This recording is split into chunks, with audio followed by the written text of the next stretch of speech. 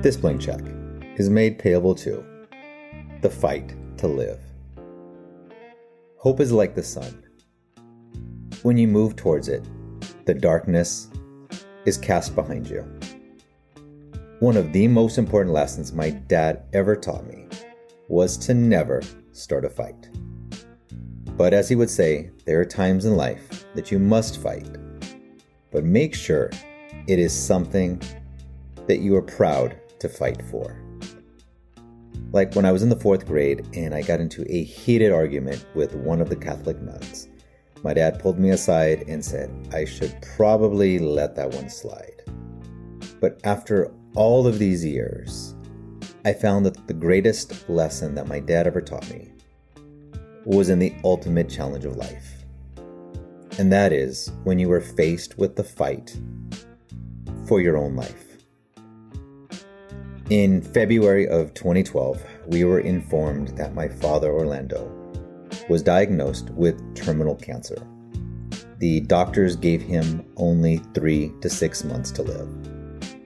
And as a family, we took a deep breath, we said a prayer, and we prepared to walk together on that long journey. And there's a quote that got me through this time that I hold on to whenever I'm in a down season of life. It goes, "A person can live up to a few weeks without food, maybe a few days without water, but you can't live one day without hope in your heart."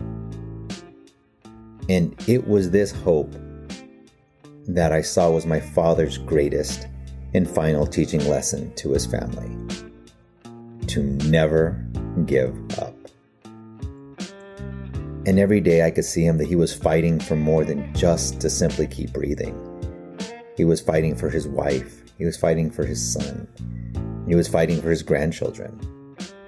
And even through the unbearable pain, he always had this positive and encouraging outlook on life. So when the doctors consulted with my dad, they gave him a 3 to 6 month death sentence. But I believe my dad consulted with God, and together they agreed on living 3 years of life to the absolute fullest. Now, I'm going to share with you the memoirs of when I was in the hospital during this challenging period. And I do this because it was very healing and therapeutic. And for anyone that is going through and watching someone that they love suffer, I hope that this can reach out to you and let you know that you're not alone in those hard feelings. February 2015. As the heart monitor slows and drops, my heart momentarily stops with it. And I wonder, will this be his last breath here on earth? And then a slow breath again pushes through the stillness. And I see the letters on the machine and the numbers suddenly peak up again. And for another moment, I breathe a relief from the inevitable.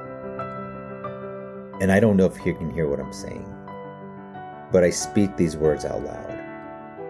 Dad, I'm sorry you're hurting. I wish I could take away this pain. I love you, Dad. And then a small miracle happens. I'm holding his hand tightly, and he has been motionless for the entire day. But somehow, for a few moments, I feel this powerful squeeze of strength from his right hand gripping mine.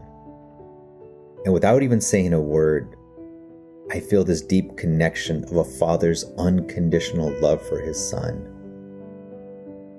And he can feel a young boy's admiration for his dad. A boy's first real-life hero, his father. And in my soul, in this moment, I can feel that his heart is wanting peace. And without expression, I can sense that he feels my internal pain. If years of love can be felt in one moment, it is here now in this moment. And through this heartache and feeling of deep hurt, I smile, feeling a comfort only a parent can give their child. And through the tears, there's a momentary breakthrough of joy.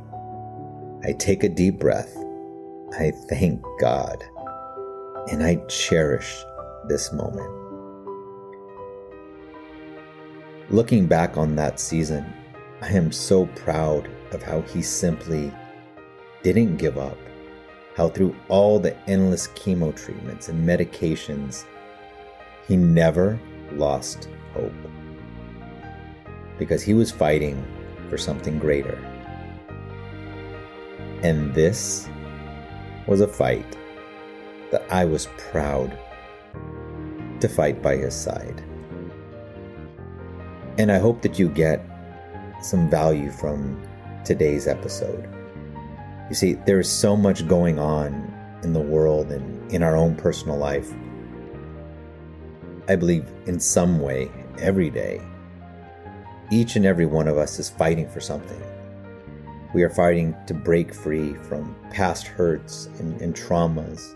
We are fighting to provide a better future for our family. We are fighting to protect those that we love. And sometimes, we're just fighting to make it through to another day. But I want you to remember this lesson. Just like my dad, you never know who was watching you during your challenges and your struggles. There is someone watching when and how you fight. And it's that lesson that is encouraging others. So whatever struggle that you're going through now, know that even when you think it might be your lowest moment, that might actually be your strongest moment that is giving courage and hope to someone else. He has a nice voice, but just an average voice, nothing special. Then he has that cute floppy hair. But I don't see where he's that extra special that he has all these millions and millions of little teeny bopper fans chasing him all over the world. So, what can I say? Now, when I was that age, I was terrific. Enough already. And most importantly, the next time you fight, please make sure that it is something you are proud of fighting for. And I'll see you next time on The Blank Check. And Pops, I love you. See you soon.